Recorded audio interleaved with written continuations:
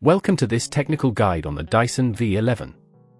We are Kelatos Informatica, specialists in technical repair.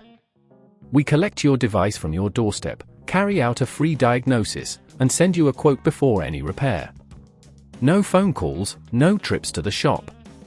We are based at Calle Joaquín María López 26, Madrid. Convenient, transparent and professional. Link in the description. If your Dyson V11 is making a funny noise, it can be quite concerning. This unusual sound often indicates a problem with the motor or a blockage within the machine.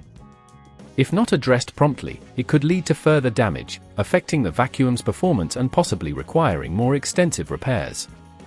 To fix this issue, you will need a Phillips screwdriver, a flathead screwdriver, and a replacement motor.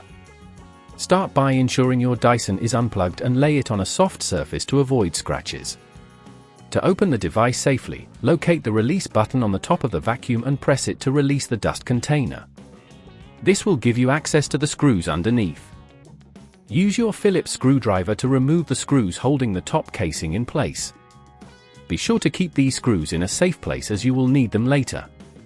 Once the screws are removed, gently lift the casing away, taking care not to damage any clips or connectors. With the casing off, inspect the motor located near the bottom of the vacuum. If you hear a strange noise, it's likely the motor is worn out or has debris lodged in it.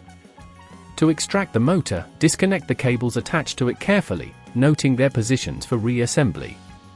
Use your flathead screwdriver to gently pry out the motor from its housing. When replacing it, align the new motor into place, making sure it fits snugly. Reconnect the cables as they were, ensuring a firm connection to avoid any issues later on.